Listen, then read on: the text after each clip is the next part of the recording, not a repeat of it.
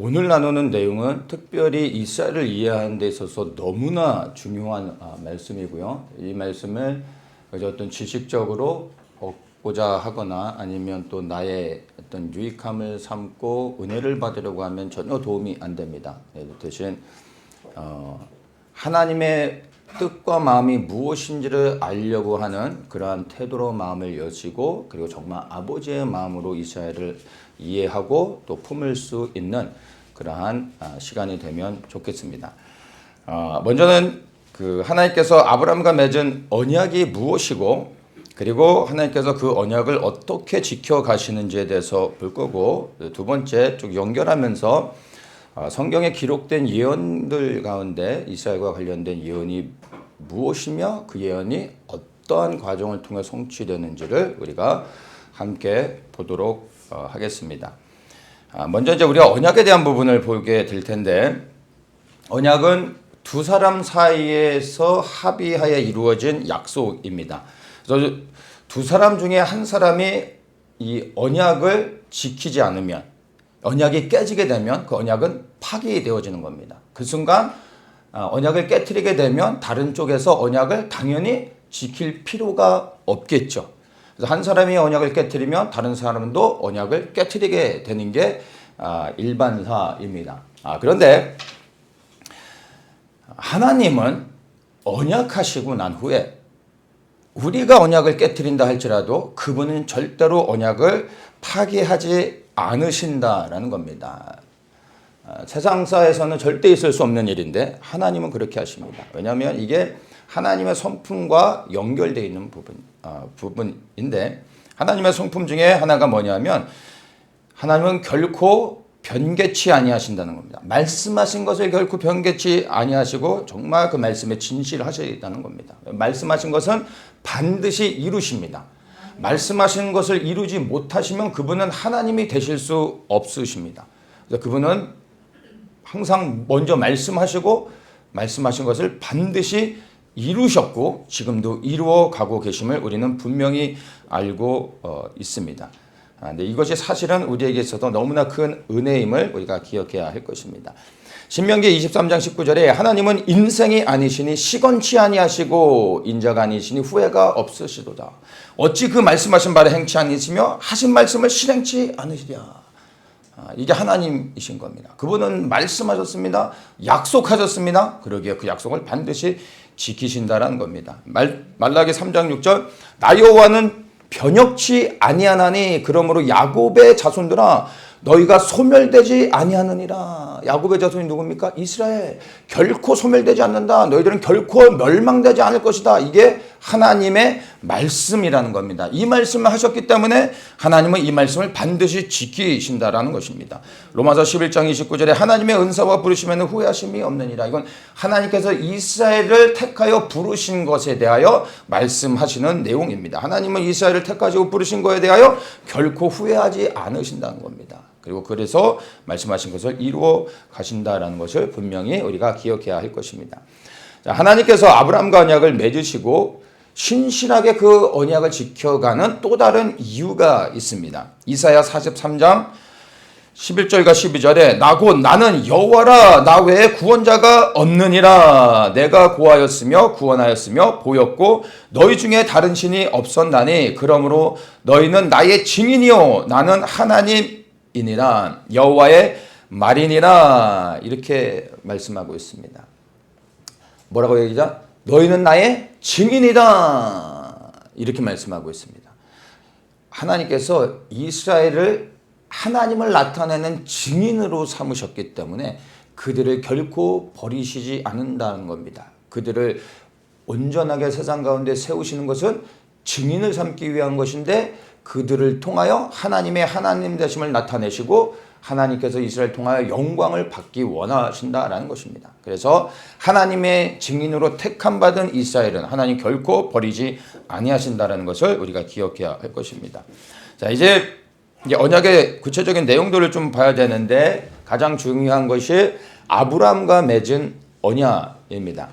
하나님께서 아브라함과 또 이스라엘과 맺은 언약은 모세오경에 다 기록이 되어 있습니다. 모세오경은 일반적으로 우리가 이제 토라라고도 부르죠. 이 토라는 유대인들에게 있어서 가장 중요한 근본되는 하나님의 말씀들로 그들이 잘 보존하며 또 지켜가고 있는데, 일반적으로 토라를 우리는 율법 그리고 하나님의 명령 이런 식으로 이해를 합니다. 그래서 이스라엘 백성들이 지켜야 될 하나님의 계명들, 하나님의 율법들, 법 뭐 이런 식으로 이제 이해를 하는데, 토라를 보다 더 큰 의미로서 우리가 보게 되면은 이것은 단순히 율법이나 명령이 아니라 하나님의 인간을 향한 모든 가르침의 말씀이고, 특별히 이스라엘을 향한 하나님의 뜻이라고 말할 수 있습니다. 그래서 이 토라의 말씀들을 보면 이스라엘을 택하시고 이스라엘을 향한 하나님의 그 뜻이 무엇인지가 너무나 분명하게 다 기록이 되어져 있습니다. 그래서 토라 안에 담겨진 모든 언약의 내용들을 보면서 이스라엘 향한 하나님의 뜻이 무엇인지 살펴보도록 하겠습니다. 많은 선지자들의 말씀 안에서도 이스라엘에 대한 예언의 말씀들, 언약의 말씀들이 있는데, 그 말씀의 모든 근거가 다 토라, 모세오경에서 나오는 겁니다. 모세오경에서는 하나님이 직접 말씀하시고 언약하신 것이고, 이 말씀을 근거로 선지자들을 보내서 이스라엘 향한 하나님의 뜻을 이사야나 예레미야나 많은 선지자들을 통하여 끊임없이 하나님께서 이스라엘 백성들에게 말씀하셨던 거죠. 그래서 토라의 말씀 안에 담겨진 하나님의 언약의 내용들을 살펴보면 하나님의 뜻이 무엇인지를 우리가 분명하게 알 수 있습니다. 그래서 이 토라의 말씀들을 중심으로 한번 보도록 하겠습니다. 그래서 오늘 제가 나누는 이 언약의 내용들은 제가 말씀을 풀어가지 않고 창세기부터 해서 이 언약의 내용들, 성경의 구절들, 중요한 부분들을 제가 그냥 성경을 이야기하고 그 성경을 좀 설명해 주는 것으로 그렇게 나누도록 하겠습니다. 먼저 이제 하나님의 부르심입니다. 창세기 12장 1절과 3절에 보면, 여호와께서 아브라함에게 이르시되 너는 너의 본토 친척 아비집을 떠나 내가 내게 지시할 땅으로 가라. 내가 너로 큰 민족을 이루고 내게 복을 주어 내 이름을 창대케 하리니 너는 복의 근원이 될지라. 너를 축복하는 자에게는 내가 복을 내리고 너를 저주하는 자에게는 내가 저주하리니 땅의 모든 족속이 너를 인하여 복을 얻을 것이니라 하신지라. 자, 큰 민족을 이루게 할 것이다. 그래 너가 복의 근원이 되게 할 것이다. 그리고 땅의 모든 족속이 너를 인하여 복을 얻을 것이다. 이렇게 말씀하고 있습니다. 자, 이 말씀은 언약의 내용인데, 그런데 이 말씀은 아직 언약은 아닙니다.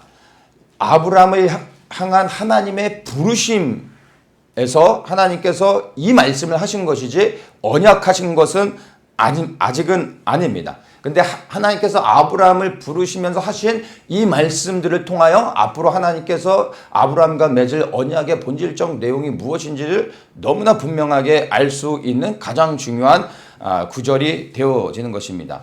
이것을 다시 설명하면은 이스라엘을 큰 민족이 되게 하겠다. 그리고 복의 근원을 삼겠다. 그리고 땅의 모든 족속이 복을 얻게 하겠다. 이게 앞으로 하나님께서 아브라함과 맺을 언약의 본질적인 내용이 되는 것입니다. 그래서 이제 창세기 15장에서 하나님께서 횃불 언약으로 아브라함과 실질적으로 직접 언약하십니다. 15장 13절에서 16절 보면 여호와께서 아브라함에게 이르시되 너는 정령이 알라. 내 자손이 이방에서 객이 되어 그들을 섬기겠고 그들은 400년 동안 내 자손을 괴롭게 하리니 그 섬기는 나라를 내가 징치할지며 그 후에 내 자손이 큰 재물을 이끌고 나오리라. 너는 장수하다가 평안히 조상에게로 돌아가 장사될 것이요 내 자손은 4대 만에 이 땅으로 돌아오리니 이는 아무리 족속의 제약이 아직 관영치 아니함이니라 하시더니. 자, 이 말씀들은 보면은 내용의 본질은 아브라함을 통하여 이스라엘이라는 민족을 세우시겠다. 그리고 하나님께서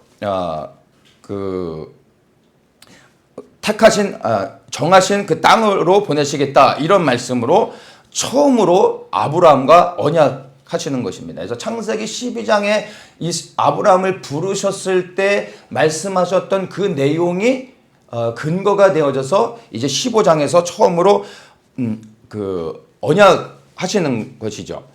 그래서 이 말씀들을 쭉 이제 보면은 이렇게 언약하시고 난 다음에 하나님께서 그 재물을 갖고 오게 해서 희생 재물을 쪼개서 반을 나누고 그 사이로 하나님께서 불이 되어서 통과하십니다. 이 의미가 무엇이냐면 하나님이 언약하신 다음에 이 희생 재물을 두고 불로서 그 사이를 지나가는 거는 내가 너와 언약했고 내가 언약을 어기면 내가 이와 같이 쪼개어질 것이다. 이런 의미가 담겨져 있는 겁니다. 그래서 고대 시대에는 항상 언약을 하면은 동물의 희생을 쪼개서 그 사이로 사람들이 서로 지나갑니다. 우리가 언약을 못 지키게 되면 내가 이와 같이 죽어도 된다. 이러한 뜻이 담겨져 있습니다. 근데 아브라함은 지나가지 않고 하나님이 불이 되어 그 쪼개진 희생제물 사이로 지나가셨다는 겁니다. 무엇을 의미합니까? 내가 이 언약을 지키지 못하면 내가 이와 같이 쪼개질 거다. 이러한 의미를 담고 있습니다. 그래서 이 횃불 언약은 결코 변하지 아니하시면 하나님이 반드시 지키신다라는 의미를 담고 있는 것입니다. 창세기 15장 18절에 그날에 여호와께서 아브라함으로 더불어 언약을 세워 가라사대 내가 이 땅을 애굽강에서부터 그 큰 강 유브라데까지 내 자손에게 주노니 이 민족에 대한 언약도 주시면서 땅에 대한 언약을 구체적으로 해주고 있습니다. 여기서 보면 애굽강에서부터 그 큰 강 유브라데까지. 그러니까 유브라데를 보통 우리가 어디를 보냐 하면은 이라크와 이란 그 이스라엘의 동쪽에 있는 곳을 보통은 보죠.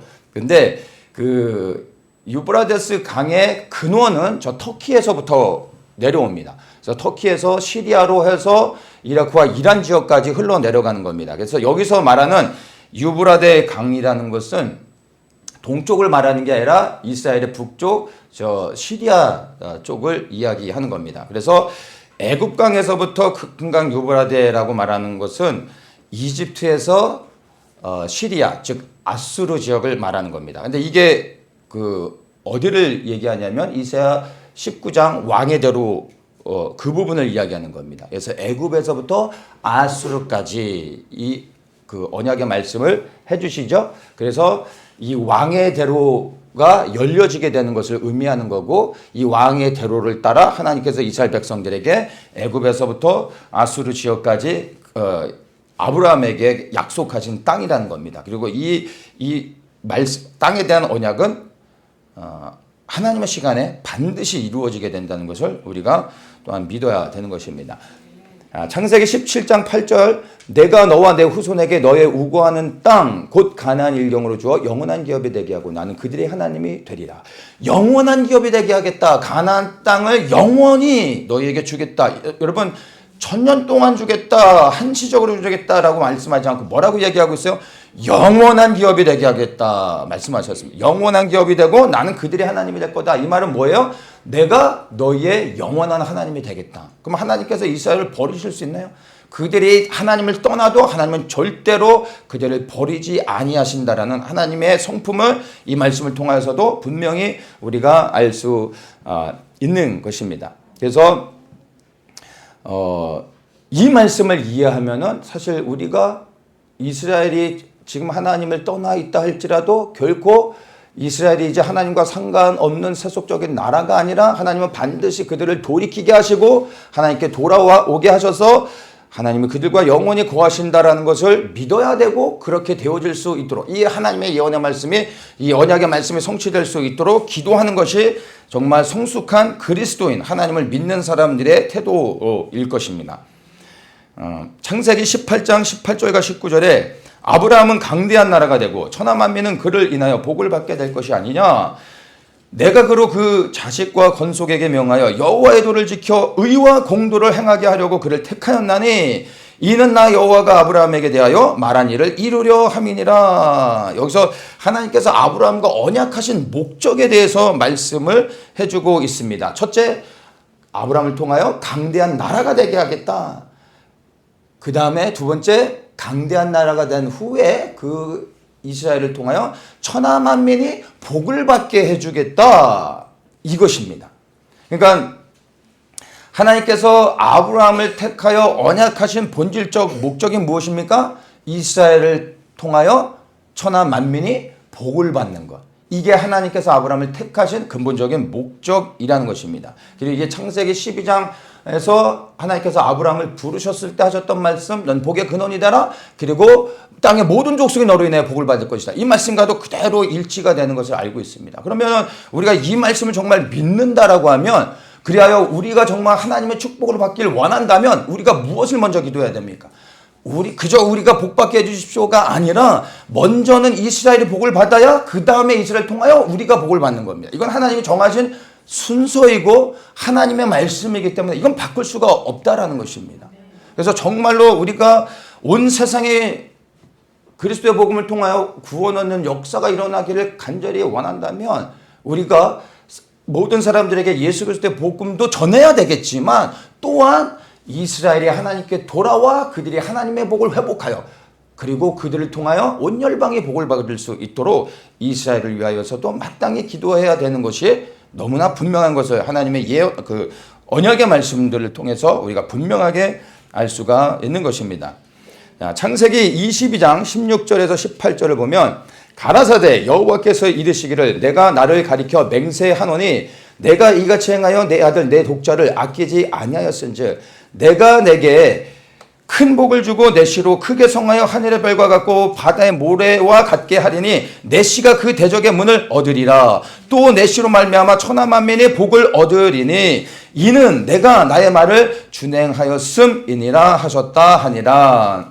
자, 이 말씀 우리가 잘 아는 것처럼 아브라함이 이삭을 말씀에 순종하여 번제로 드리셨을 때 하나님께서 이 아브라함에게 나타나셔서 하셨던 말씀이죠. 내가 비로소 너가 나에게 이렇게 순종하며 독자 이삭을 희생제물로 나에게 드리는 것을 보고 이제야 내가 나에게 대하여 얼마나 진실된지 알았다 라고 말씀하시면서 무엇을 약속합니까? 내 씨가 대적의 문을 얻으리라. 내 씨로 말미암아 천하 만민이 복을 얻을 것이다. 아브라함에게 하셨던 언약이 이제 실제로 실행될 수 있도록 해주겠다. 이 말씀을 해주시는 겁니다. 언약이 실제가 되게 해주시는 말씀의 근거죠. 그가 이삭을 번제로 드렸을 때. 근데 여기에서 또 한 가지 중요한 말씀이 있습니다. 여기서 하나님께서 내 씨로 말미암아 천하 만민이 복을 얻을 것이다 라고 말하고 있는데 여기에서 그 씨란 후손을 얘기하는 건데 아브라함의 후손들, 이스라엘 백성들, 유대인들을 말하는 게 아니라 여기서 씨는 단수를 얘기합니다. 단수. 그래서 이 아브라함의 후손이라고 할 때 혈통적 후손을 말하는 게 아니라 아브라함의 후손을 통하여 오실 메시아 예수 그리스도를 의미하는 겁니다. 그래서 여기서 씨는 이제 그리스도가 이제 나게 될 것을 예언적으로 선포하시는 겁니다. 그래서 갈라디아서 3장 16절에 보면 이 약속들은 아브라함과 그 자손에게 말씀하신 것인데 여럿을 가리켜 그 자손들이라 하지 아니하시고 오직 하나를 가리켜 내 자손이라 하셨으니 곧 그리스도라. 바로 이 창세기 22장의 말씀을 바울이 풀어서 설명해 주고 있는 것입니다. 예수 그리스도가 아브라함의 후손으로서 오게 되시고 그를 통하여 천하 만민이 복을 얻겠다라고 말씀하시는 겁니다. 근데 이 말씀이 그리스도를 통하여 천하 만민이 복을 얻게 되어진다라는 이 말씀이 아브라함에게 복을 주시고 복의 근원이 되게 하셔서 천하 만민이 복을 얻겠다 하시는 말씀과 이게 상충되는 것이 아니라 하나로 연결되어진다는 것을 아셔야 되는 겁니다. 아브라함의 언약 안에 메시아에 대한 예언의 말씀이 숨겨져 있는 것입니다. 그래서 이것을 정말 이해하는 게 너무나 중요한데 나중에 제가 이것을 다윗 언약을 설명하면서 이 부분은 제가 다시 좀 더 설명하도록 하겠습니다. 근데 중요한 것은 아브라함의 언약 안에 다윗에 대한 예언의 말씀, 계시가 함께 담겨져 있다는 걸 기억해야 됩니다. 자, 이제 그 이삭과 언약하시는 것을 보겠습니다. 창세기 26장 2절과 5절을 보면 여호와께서 이삭에게 나타나 가라사대 애굽으로 내려가지 말고 내가 내게 지시하는 땅에 거하라. 이 땅에 유하면 내가 너와 함께 있어 내게 복을 주고 내가 이 모든 땅을 너와 내 자손에게 주리라. 내가 내 아비 아브라함에게 맹세한 것을 이루어 내 자손을 하늘의 별과 같이 변성케 하며 이 모든 땅을 내 자손에게 주리니 내 자손을 인하여 천하 만민이 복을 받으리라. 이는 아브라함이 내 말을 순종하고 내 명령과 내 계명과 내 율례와 내 법도를 지켰음이니 지켰음이니라 하시니라. 자, 여기서 그 아브라함의 언약이 이제 이삭에게로 계승되는 걸 볼 수 있는데 그 내용이 무엇입니까? 내 자손을 인하여 천하 만민이 복을 받을 것이다. 이 말씀을 해주고 있습니다. 그러니까 아브라함과 하셨던 언약의 내용과 이삭에게 해주시는 언약이 뭐예요? 아주 동일하다라는 것을 우리가 알 수가 있는 것입니다. 그래서 그분의 언약은 계속해서 그 후손을 통하여 계승되고 있지만 언약의 내용은 조금도 바뀌지 않고 항상 무엇입니까? 그를 통하여 그 후손을 통하여 천하 만민이 있다라는 것. 천하 만민의 복을 얻게 하는 게 하나님의 언약의 본질이라는 것을 기억하셔야 되는 것입니다. 그래서 하나님의 언약은 아브라함에게만 있는 것이 아니라 아브라함을 통하여 천하 만민에게 있다라는 걸 기억해야 됩니다. 근데 그 시작이 아브라함이라는 것을 우리가 받아들여야 되는 겁니다. 아브라함만을 위한 것이 아니라 아브라함을 시작으로 하여 천하 만민을 구원하는 것이 하나님의 뜻임을 이 언약이 계승되어지는 걸 통해서도 우리가 볼 수가 있습니다. 이제 야곱에게 하나님이 언약하십니다. 창세기 28장 13절에서 14절 또 본즉 여호와께서 그 위에 서서 가라사대 나는 여호와니 너의 조부 아브라함의 하나님이요 이삭의 하나님이라 너 누운 땅을 내가 너와 내 자손에게 주노니 내 자손이 땅의 티끌같이 되어서 동서남북에 편만할지며 땅의 모든 족속이 너와 내 자손을 인하여 복을 얻으리라. 야곱에게 하시는 언약의 말씀인데 내용이 어떻습니까? 아브라함에게 하는 언약의 말씀과 너무나 똑같습니다. 땅의 모든 족속이 너와 내 자손을 인하여 복을 얻을 것이다. 계속해서 하나님의 언약의 그 결론이 무엇입니까? 땅의 모든 족속, 이스라엘이 아니라니까요. 땅의 모든 족속, 아브라함과 맺은 하나님의 언약의 결론이 무엇입니까? 아브라함, 이스라엘이 아니라는 거예요. 무엇이요? 땅의 모든 족속. 하나님이 하나님의 형상을 따라 택하여 사랑하시고 지은 이 땅의 모든 영혼들을 향하여 하나님께서 아브라함을 통하여 언약하시고 그리고 우리를 구원하게 원하신다는 겁니다. 이게 하나님의 마음 안에 담겨져 있는 진심이라는 것입니다. 1.5배속이 힘드네요.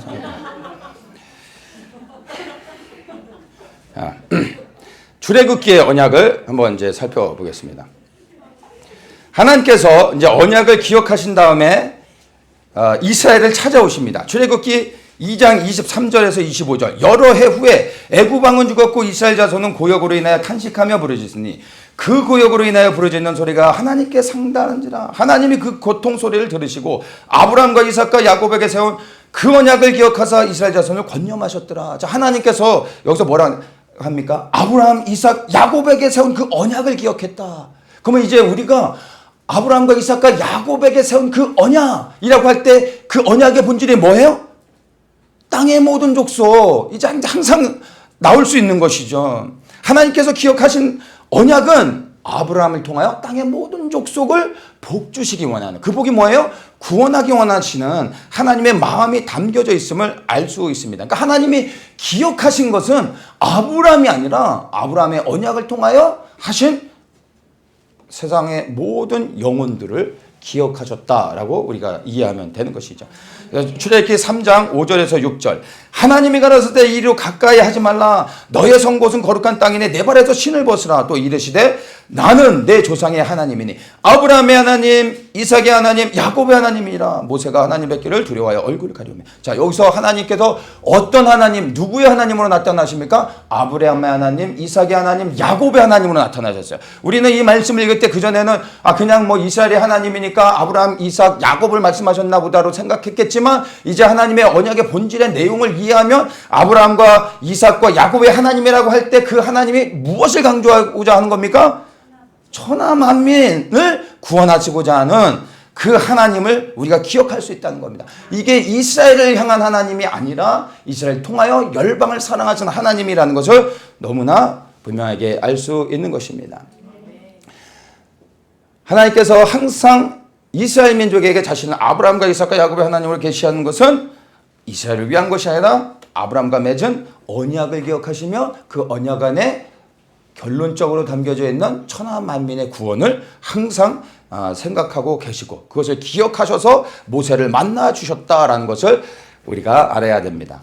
자, 이제 시내산 언약입니다. 출애굽기 19장 3절에서 6절을 보면 모세가 하나님 앞에 올라가니 여호와께서 산에서 그를 불러 가라사대 너는 이같이 야곱 족속에게 이르고 이스라엘 자손에게 구하라. 나의 애굽 사람에게 어떻게 행하였음가 내가 어떻게 독수리 날개로 너희를 업어 내게로 인도하였음을 너희가 보았느니라. 세계가 가라 내게 속하였나니 너희가 내 말을 잘 듣고 내 언약을 지키면 너희는 열국 중에서 내 소유가 되겠고 너희가 내게 대하여 제사장 나라가 되며 거룩한 백성이 되리라. 너는 이 말을 이스라엘 자손에게 구할지니라. 자, 하나님께서 이제 이스라엘 민족을 애굽에서 구원하신 다음에 처음으로 이스라엘 민족을 대면하여 만나 주셨습니다.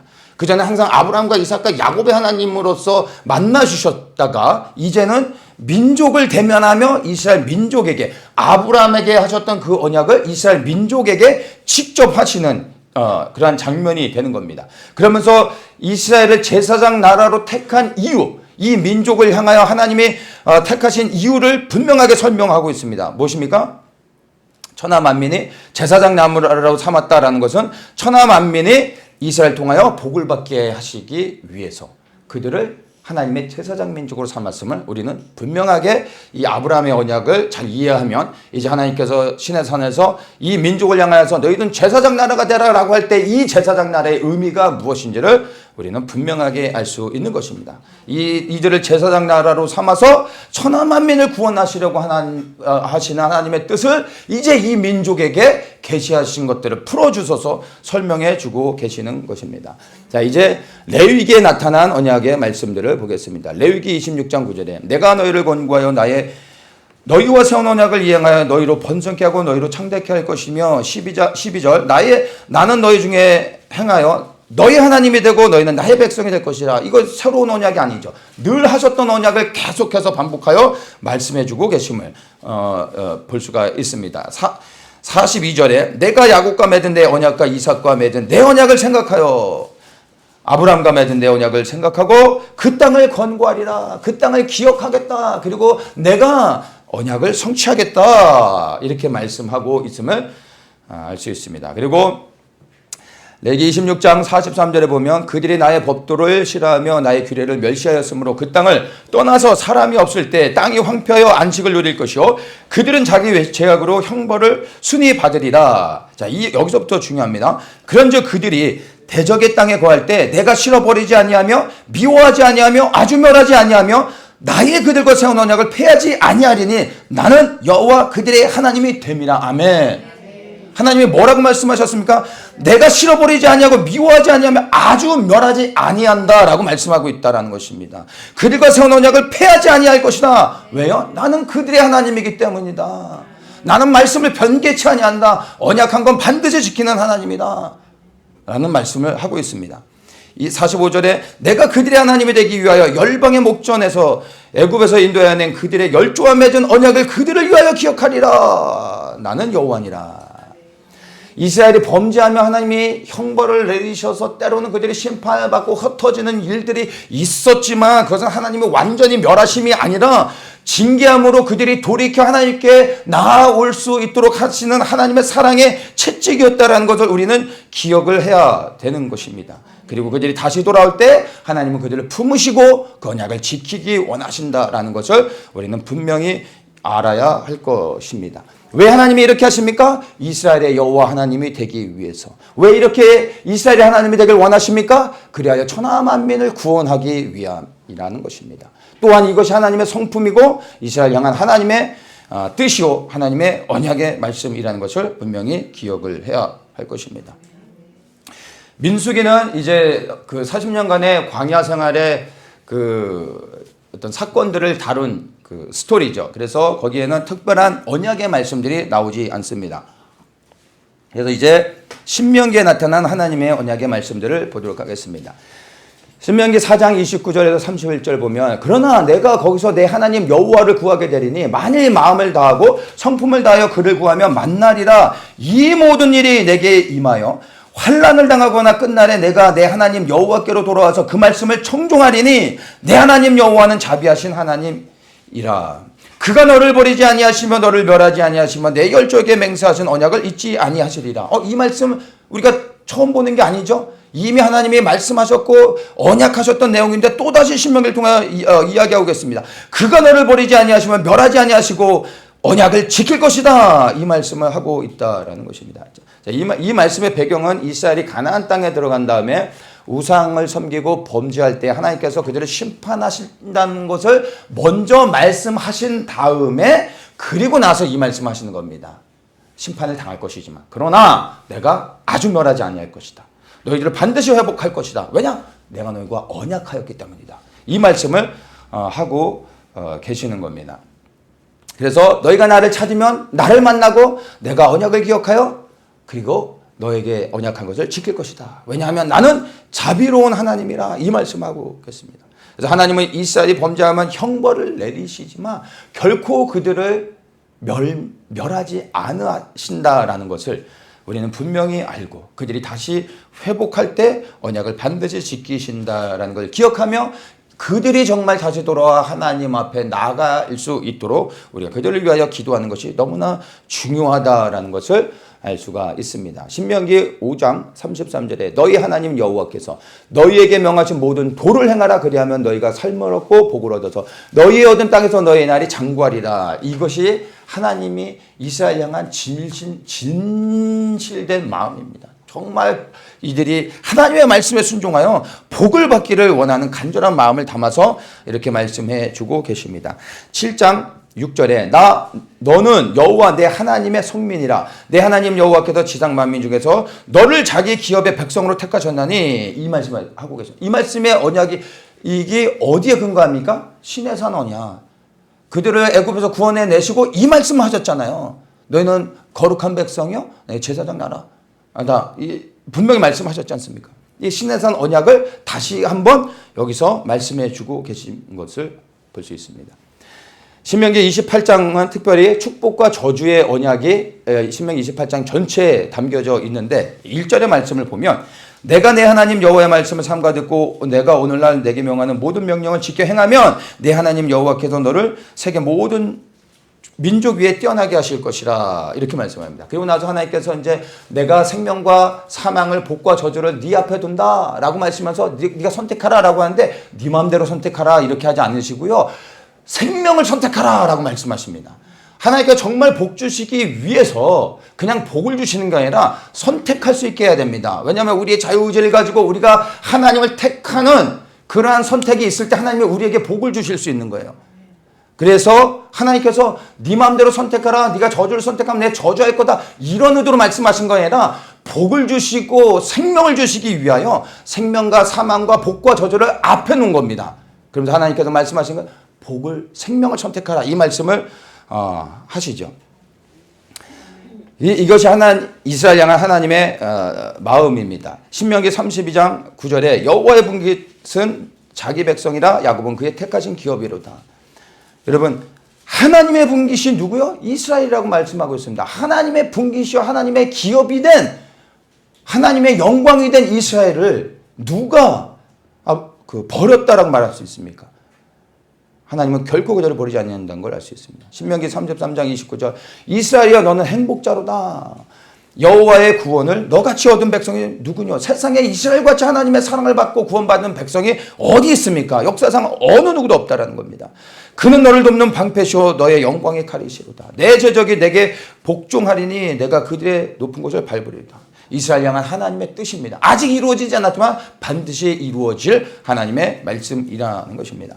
신명기 30장 19절에 내가 오늘날 천지를 불러서 너희에게 증거를 삼노라. 내가 생명과 사망과 복과 저주를 내 앞에 두었은즉 너와 내 자손이 살기 위하여 생명을 택하고 이렇게 여기서 말씀하시지 않습니까? 생명과 사망과 복과 저주를 놓았다. 그런데 너희가 생명을 택하라 라고 말씀하지 않습니다. 무엇을 택해야 될지도 분명하게 말씀해 주고 계십니다. 이게 하나님께서 이스라엘 향한 진실된 마음이라는 것을 우리가 알아야 할 것입니다. 자,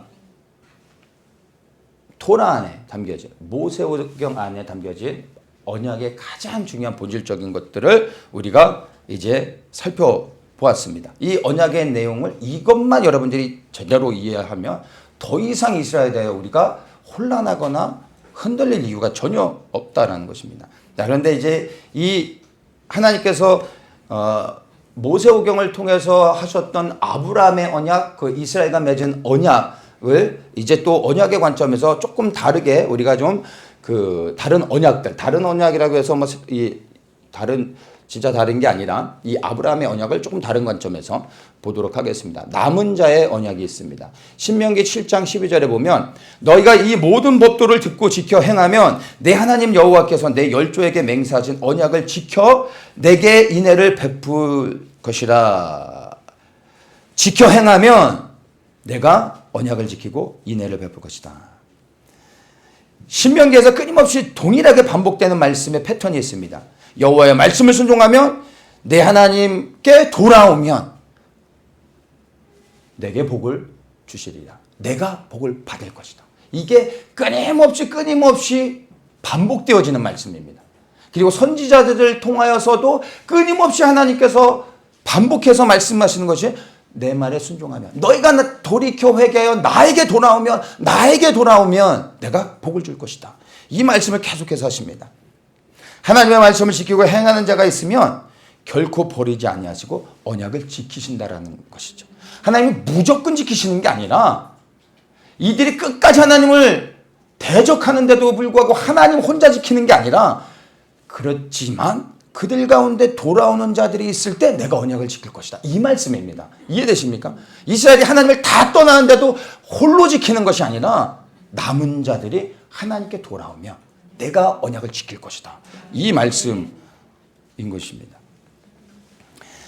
이사야 10장 20절에 그날에 이스라엘의 남은 자와 야곱 족속에 피난한 자들이 다시 자기를 친 자를 의뢰치 아니하고 이스라엘의 거룩한 자 여호와를 진실이 의뢰하리니 남은 자 곧 야곱의 남은 자가 능하신 하나님께로 돌아올 것이라. 야곱의 남은 자가 돌아올 것이다. 이 말씀 하고 있습니다. 이 예언의 말씀이죠. 야곱의 남은 자가 누구입니까? 야곱의 남은 자가 혈통적으로 유대인들 이스라엘을 말하는 겁니다. 야곱의 남은 자. 이건 이 남은 자는 명확하게 마지막 때 하나님이 택하여 부르실 이스라엘 하나님의 백성들 12지파 혈통적 유대인을 말하는 것입니다. 근데 그 남은 자들 그리하여 하나님께 돌아올 야곱의 남은 자들이 어떤 사람들이라고요? 이들이 말씀을 지켜 행하는 자인 것입니다. 말씀을 지켜 행하는 자. 왜요? 하나님의 언약의 말씀 가운데 끊임없이 이야기하고 있는 게 뭐야? 돌아오면 말씀을 지켜 행하는 자가 되면 내가 언약을 지킬 거다. 이 말씀을 하셨잖아요. 그러니까 이 아브라함의 후손들 가운데 하나님 앞에 돌아오는 남은 자들은 다 말씀을 지켜 행하는 자들이라는 것을 우리가 연결해서 볼 수 있죠. 로마서 11장 5절에 보면 그런즉 이와 같이 이제도 은혜로 택하심을 따라 남은 자가 있다. 은혜로 택하여 남은 자가 있다고 말하고 있습니다. 26절에 그리하여 온 이스라엘의 구원을 얻을 것이라. 이 남은 자는 누구를 이야기해요? 이스라엘을 이야기하고 있다는 것을 알 수가 있는 것이죠. 온 이스라엘의 구원을 얻을 것이다. 근데 그 구원을 얻는 온 이스라엘이 누구예요? 남은 자라는 거예요. 남은 자. 이걸 잘 이해해야 됩니다. 기록된 바 구원자가 시온에서 오사 야곱에게 경고치 하는 것을 들으시겠고 27절에 내가 저희 죄를 없이 할 때 저희에게 이루어질 내 언약이 이것이라. 내 언약이 이루어질 내 언약이 이것이라. 하나님의 언약이 어떻게 이루어진다고요? 남은 자들이 하나님께 돌아올 때 언약이 이루어진다라고 말씀하고 있다는 것입니다. 그러면 앞으로 성취될 하나님의 언약은 무엇과 연결되어 있습니까? 누구랑 연결되어 있어요? 남은 자가 하나님께 돌아올 때. 그럼 우리가 남은 자가 누구인지를 조금 더 자세히 보도록 하겠습니다. 요엘 2장 32절에 누구든지 여호와의 이름을 부르는 자는 구원을 얻으리니 이는 나 여호와의 말대로 시온산과 예루살렘에서 피할 자가 있을 것이며 남은 자 중에 나 여호와의 부름을 받을 자가 있을 것입니다. 앞에서도 남은 자에 대한 야곱의 남은 자 이 부분도 얘기했고 로마서에서도 남은 자가 있다고 은혜로 택하여 남은 자가 있는데 온 이스라엘 구원 얻는다라는 말씀도 우리가 보았습니다. 그리고 요엘서 이 말씀에서도 시온산과 예루살렘에서 피할 자가 있다라고 말씀하고 있는데 이 말의 의미는 이 남은 자들은 유대인, 이스라엘 안에 살고 있는 유대인들을 말하는 것입니다. 1차적으로 유대인입니다. 이 남은 자를 우리가 영적으로 해석하여 우리 이스라엘은 빼버리고 우리라고 하면 안 되는 거예요. 우리가 그 에스겔의 환상 마른 뼈들이 살아나는 그 환상의 말씀을 우리는 이스라엘을 모르는 사람들은 무조건 그냥 내가 하나님이 축복해서 생명이 회복되어지고 뭐 복을 받고 이런 것으로 우리는 항상 해석하지 않습니까? 영적으로 이렇게 해석되어질 수도 있습니다. 적용되어질 수도 있습니다. 그런데 1차적으로 이 에스겔의 환상의 말씀의 대상은 누구예요? 이스라엘 백성들. 그들이 고토에 돌아와 살아있는 것 같지만 실상은 죽어있는 자들이요. 왜요? 메시아를 알지 못하기 때문에 그들이 살아있는 것 같지만 온몸이 다 회복되어 이제 뼈가 맞춰지고 살까지 입었지만 생기가 없어요. 죽어 있어요. 지금의 이스라엘은 고토에서 돌아왔지만 죽어 있단 말이에요. 여호와의 생기가 들어갈 때 생명이 되어 살아나는 겁니다. 이 고토에 돌아온 이스라엘 백성들이 이제 메시아를 영접하고 그들이 이스라엘 전역에서 메시아를 찬양할 때 이제 이들이 살아나는 겁니다. 근데 이 예언의 말씀들이 다 이스라엘을 향한 겁니다. 그래서 여기에서도 첫째 남은 자를 우리가 해석할 때 이스라엘 백성들이라는 것을 이해해야 됩니다. 그리고 나서 우리도 개인적으로 적용할 수 있는 겁니다. 그래서 여기서 남은 자는 혈통적 유대인, 12지파 하나님의 백성들이라는 것을 기억해야 되는 것입니다. 계시록 12장 17절에 용이 여자에게 분노하여 돌아가서 그 여자의 남은 자손 곧 하나님의 계명을 지키며 예수의 증거를 가진 자들로 더불어 싸우려고 바다 모래 위에 섰더라. 남은 자손을 말하고 있고 예수의 증거를 가진 자들이라 라고 말하고 있습니다. 여기에서 이 남은 자손이 예수의 증거를 갖고 있다라고 말하고 있는 것은 무엇입니까? 이 남은 자들이 예수가 메시아임을 믿는 자들이라는 겁니다. 그러면 첫 번째 남은 자는 혈통적으로 유대인입니다. 두 번째 남은 자는 혈통적 유대인이 아니라 그들 가운데서 예수가 메시아임을 고백하고 그를 위하여 생명을 드리는 자들이 하나님이 보실 때 진정으로 남은 자라는 겁니다. 이거를 이해하는 게 굉장히 중요합니다. 지금 혈통적 유대인들이 돌아오는 것은 진정한 알리야가 아닙니다. 하나님이 기뻐하시는 게 아닙니다. 그들 가운데 하나님이 진정으로 택하시고 그리고 나의 자녀다라고 말하는 사람들은 혈통적 유대인이 아니라 메시아를 영접하며 그분을 경배하고 찬양하며 그리스도의 증인이 되어지는 혈통적 유대인들, 예수가 그리스도임을 믿고 고백하고 복음을 증거하는 사람들을 바로 구원하시고 그들을 남은 자로서 하나님이 자기의 백성 삼으신다라는 것을 기억하셔야 되는 것입니다. 기억하십시오. 남은 자는 첫째는 혈통적 유대인이고 두 번째 혈통적 유대인뿐만 아니라 예수가 메시아임을 믿고 고백하는 자들이라는 겁니다. 이게 남은 자예요. 이 남은 자가 다 구원을 얻는 겁니다. 온 이스라엘이 구원을 얻으리라 라고 할 때 이 온 이스라엘은 바로 예수가 그리스도임을 믿고 고백하며 생명을 드리는 혈통적 유대인들이 다 구원을 받을 것이다 라고 말하고 있는 것을 여러분들이 아셔야 됩니다. 자, 그러면 남은 자의 구원은 무엇을 의미할까요? 로마서 9장 27절과 28절 또 이사야가 이스라엘에 관하여 외치되 이스라엘 뭇 자손의 수가 비록 바다의 모래 같을지라도 남은 자만 구원을 얻으리니 주께서 땅 위에서 그 말씀을 이루사 필하시고 끝내시리라 하셨느니라. 남은 자만 구원을 얻을 것이다. 그리고 난 후에 끝내시리라. 뭐예요? 남은 자의 구원이 무엇으로 연결됩니까? 세상이 끝난다라는 것을 얘기하고 있어요. 세상이 끝난다는 게 무엇입니까? 세상이 끝난다라는 것은 우리 그리스도인의 관점으로는 하나님의 나라가 시작되어지는 것을 얘기합니다. 마귀의 권세가 깨어지고 그리고 그리스도가 통치하시는 하나님의 나라가 시작되어진다라는 것입니다. 남은 자가 구원을 얻을 때 언약이 성취되어지는 겁니다. 맞습니까? 네.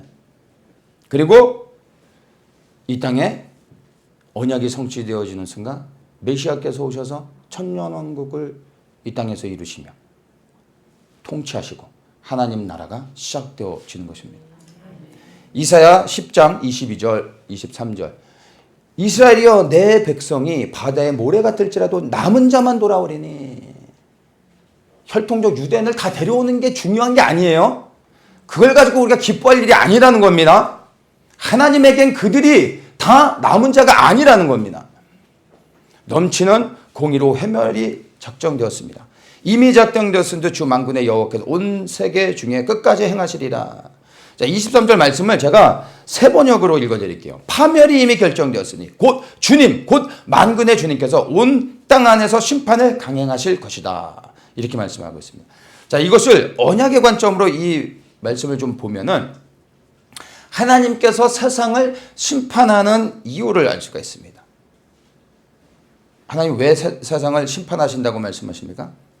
우리가 좀 전에 봤던 남은 자의 이 언약의 말씀들을 보면 그들을 구원하기 위해 메시아가 오셔야 되는 겁니다. 메시아가 오시지 않으면 그 남은 자들마저도 모두 믿음을 잃어버리고 그리고 이 세상의 모든 나라와 권세들이 하나님의 남은 백성들을 멸하기 위하여 그들을 공격할 때 여호와 하나님이 도와주시지 않으면 그들은 진멸당할 수밖에 없는 상황 가운데 있을 때 메시아가 오셔서 그들을 구원해 주시는 겁니다. 그것 때문에 메시아가 오시는 것입니다. 그래서 세상의 심판은 무엇을 의미합니까? 바로 그리스도의 재림을 통해서 이 세상의 심판이 이루어지고 그리스도의 재림은 곧 남은 자를 구원하기 위해서 메시아께서 직접 내려오실 때 이제 남은 모든 자들이 메시아를 눈으로 직접 보며 저분이 나의 메시아였구나라고 남은 모든 자들이 메시아를 직접 영접하면서 언약이 이루어지고 그리고 이 땅 가운데 하나님의 나라가 도래하게 된다는 것을 우리가 알 수 있는 내용이 되는 겁니다. 그래서 이 남은 자의 언약을 이해하는 것이 너무 중요합니다. 왜 새 언약을 보겠습니다. 예레미야 31장 31절에서 33절 나 여호와가 말하노라 보라 날이 이르리니 내가 이스라엘 집과 유다 집에 새 언약을 세우리라. 나 여호와가 말하노라 이 언약은 내가 그들의 열주의 손을 잡고 애굽 땅에서 인도하여 내던 날에 세운 것과 같지 아니할 것은 내가 그들의 남편이 되었어도 그들이 내 언약을 파하였음이니라. 나 여호와가 말하노라 그러나 그날 후에 내가 이스라엘 집에 세울 언약은 이러하니 곧 내가 나의 법을 그들의 속에 두며 그 마음에 기록하여 나는 그들의 하나님이 되고 그들은 내 백성이 될 것이라. 이렇게 말하고 있습니다. 새 언약을 세우셨는데 자 애굽 땅에 인도하여 내던 날에 세운 거 이게 무슨 언약입니까? 돌판에 새겼던 그 언약. 그 언약이 어떻게 됐어요? 이스라엘 백성들이 하나님 앞에 불순종할 때 깨어져 버렸던 그 언약. 언제든지 깨어질 수 있는 그 언약이라는 겁니다. 그런데 하나님께서 이제 새 언약을 세우셨습니다. 근데 그 새 언약이 뭐예요? 마음에 그들의 속에 두며 마음에 기록하겠다. 그게 하나님의 새 언약이라는 것입니다. 하나님의 법을 마음속에 둔다라는 게 무엇입니까? 첫째는 하나님께서 다시는 이스라엘을 버리지 않겠다. 내가 다시는 언약을 깨트리지 않겠다. 그리고 그들도 다시는 하나님을 떠나지 아니할 것이다 라는 말씀이 포함되어 있습니다. 그리고 두 번째, 내가 이스라엘의 영원한 하나님이 되겠다. 언약은 변개하지 않는다. 반드시 이룬다. 이 말씀이 새 언약의 핵심적인 내용이 되는 겁니다. 마음에 새겼기 때문에 이제는 그 언약이 절대 깨어질 수 없고 그들의 심령 가운데 있기 때문에 그들이 하나님을 떠나지 않고 그들이 하나님께 돌아와 이제 이 언약의 성취를 보게 될 것이라는 겁니다. 내가 다시는 언약을 깨뜨리지 않고 이스라엘 용서하고 언약을 성취하여 내가 말한 것을 이루고 나의 영광을 드러내리라. 이런 말씀이 이 새 언약 안에 담겨져 있다는 것을 생각할 수 있는 것입니다. 에레미야 31장 34절에 그들이 다시는 각기 이웃과 형제를 가리켜 이르기를 너는 여호와를 알라 하지 아니하리니 이는 작은 자로부터 큰 자까지 다 나를 알미니라. 내가 그들의 죄악을 사고 다시는 그 죄를 기억지 아니하리라. 여호와의 말이니라. 하나님 무엇을 지금 말씀하고 있습니까? 그들의 죄악을 사고 다시는 죄를 기억하지 않겠다라고 하고 계십니다. 하나님은 그들의 죄를 기억하지 않으신다라고 말하고 있는데 왜 교회는 그들의 죄를 기억하며 그들을 정죄하느냐 말이죠. 이 새 언약이라는 말의 의미는요, 언약이 변경되어서 또 다른 언약이라는 것이 아니라 다시는 그 언약을 깨트리지 않겠다. 내가 이스라엘 용서하고 언약을 성취하겠다. 이 말이 담겨져 있는 의미인 것입니다. 하나님의 이스라엘 향한 그 진심을 알 수 있는 내용이 됩니다. 이제 다윗의 언약을 보겠습니다. 사무엘하 7장 10절에서 13절 보면 내가 또 내 백성 이스라엘 위하여 한 곳을 정하여 저희를 심고 저희로 자기 곳에 거하여 다시 옮기지 않게 하며 악한 유로 전과 같이 저희를 해하지 못하게 하며 전에 내가 사살을 명한 내 백성 이스라엘을 다스리던 때와 같이 않게 하고 너를 모든 대적에게서 벗어나 평안케 하리라. 여호와가 또 내게 이르니 여호와가 너를 위하여 집을 이루고 내 수완이 차서 내 조상들과 함께 잘 때 내가 내 몸에서 날 자식을 내 뒤에 세워 내 몸에서 날 자식을 내 뒤에 세워 그 나라를 경고케 하리라. 저는 내 이름을 위하여 집을 건축할 것이요 나는 그 나라 위를 영원히 경고케 하리라. 이게 다윗과 세우신 하나님의 언약입니다. 야, 여기서 내 몸에 날 자식은 누구입니까? 내 몸에서 날 자식 말씀하고 있습니다. 이 내 몸에서 날 자식은 다윗의 혈통적 후손들을 이야기하는 것이 아니라 여기서 자식은 메시아 예수 그리스도를 말하는 것입니다. 여기서 이 자식도 복수가 아니라 단수로 사용되고 있는 것입니다. 다윗의 혈통적 후손으로 오실 메시아 예수 그리스도를 언급하고 있는 것입니다. 그리고 여기서 그 나라 위를 영원히 경고케 하리라 말씀하고 있습니다. 그 나라가 무엇입니까? 다윗의 왕국은 메시아가 통치하는 하나님 나라의 상징적인 것이고 여기서 그 나라가 영원히 서리라 할 때 이 그 나라는 그리스도가 통치하시는 하나님의 나라, 그 나라가 영원할 것이다 라고 말씀하고 있는 것입니다. 조금 더 보면 누가복음 1장 31절에서 33절 보라 내가 수태하여 아들을 낳으리니 그 이름을 예수라 하라. 저가 큰 자가 되고 지극히 높으신 이의 아들이라 일컬을 것이요 주 하나님께서 그 조상 다윗의 위를 저에게 주시리니. 자, 뭐라고 말합니까? 주 하나님께서 그 조상 다윗의 위를 저에게 주시리니 영원히 야곱 집의 왕노릇 하실 것이며 그 나라가 무궁하리라. 아멘. 그분이 누구십니까? 예수 그리스도. 예수님께서 이스라엘의 영원한 왕이 되어서 통치하실 것이라는 것을 예수님이 태어나시기 이전에 계시로 말씀해 주고 있음을 알 수 있습니다. 그래서 다윗 언약의 본질적 핵심이 무엇입니까? 그리스도의 왕되심과 통치를 말하고 있습니다. 그런데 이 그리스도의 왕되심과 통치를 다른 말로 좀 하면 그리스도의 재림을 통하여 이루어지는 하나님의 나라라고 말할 수도 있는 것입니다. 이 다윗의 언약과 그리스도의 메시아에 대한 언약, 메시아에 대한 예언의 말씀들이 연결되어지는 것이죠. 그래서 예수님께서 이스라엘의 영원한 왕이 되기 위해서 이 땅에 오신다라고 약속하신 것이 다윗의 언약입니다. 근데 그러기 위해서는 무슨 일이 있어야 됩니까? 재림의 사건이 반드시 있어야 되겠죠. 그런데 여러분 재림은 실제적인 일이고 예수님께서 제자들에게 끊임없이 내가 다시 올 것이다 라고 분명하게 말씀하셨다라는 것을 기억해야 되는 것입니다. 그래서 우리 교회는 본질적으로 그리스도의 다시 오심을 소망하며 이 땅 가운데서 하늘을 바라보고 살아가는 것이 근본적인 믿음의 중심이 되어야 한다는 것을 너무나 분명하게 알 수 있는 것입니다. 성경의 예언의 말씀들이 성경의 내용 가운데 30%를 차지합니다.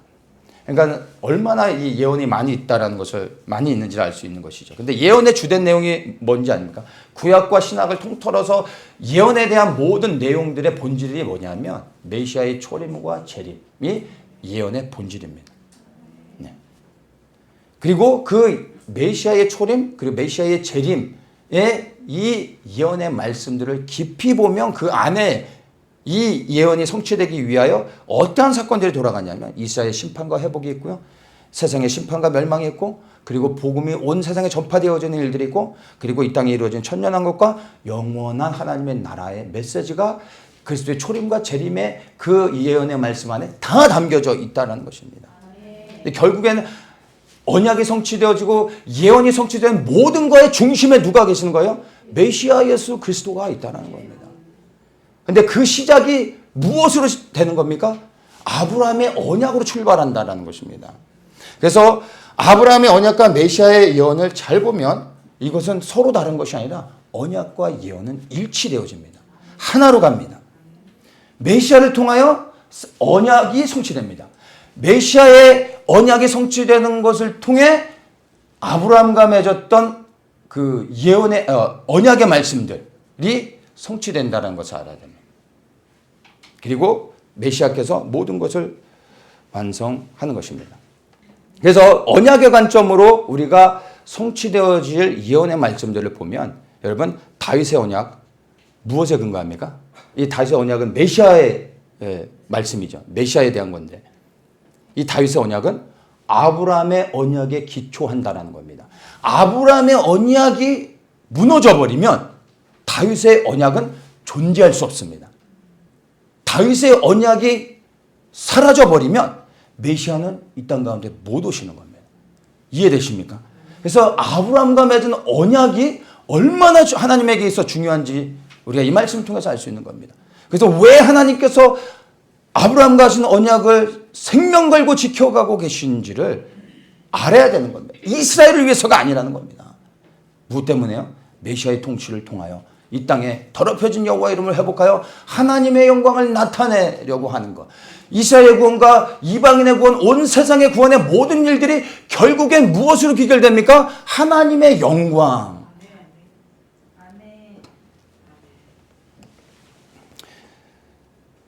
말씀을 마치면서 제가 에스겔 36장 21절에서 23절 한번 읽겠습니다. 그러나 이스라엘 족속이 들어간 그 열국에서 더럽힌 내 거룩한 이름을 내가 아꼈노라. 그러므로 너는 이스라엘 족속에게 이르기를 주 여호와의 말씀에 이스라엘 족속아 내가 이렇게 행함은 이렇게 행한다는 게 뭐예요? 그들이 끊임없이 하나님을 대적하여 범죄하고 그리고 떠나도 하나님께서 다시 그들을 돌아오게 하셔서 언약을 지켜가신 이유는 내가 너희를 위함이 아니요 너희가 들어간 그 열국에서 더럽힌 나의 거룩한 이름을 위함이라. 이 말의 의미가 뭡니까? 내가 단순히 이스라엘과 맺은 언약 때문에 아브라함의 언약 때문에 그냥 이스라엘을 사랑하기 때문이 아니라 본질적으로는 하나님의 영광을 위한 거라는 겁니다. 23절에 열국 가운데서 더럽힘을 받은 이름 곧 너희가 그들 중에서 더럽힌 나의 큰 이름을 내가 거룩하게 할지라. 내가 그들의 목전에서 너희로 인하여 나의 거룩함을 나타내리니 열국 사람이 나를 여호와인 줄 알리라. 나 주 여호와의 말이니라. 자, 열국 가운데서 여호와의 영광을 그 거룩함을 다시 나타나게 하기 위해서는 어떻게 해야 돼요? 이스라엘이 빛을 발해야 되는 것입니다. 이스라엘의 하나님이 살아계시고 그 말씀을 이루신다라는 것을 세상 모든 사람들이 이 하나님이 정하신 그 땅에 그들이 돌아와 그곳에서 메시아 예수 그리스도를 경배할 때 세상의 모든 사람들이 하나님이 하나님 되심을 보게 된다라는 것입니다.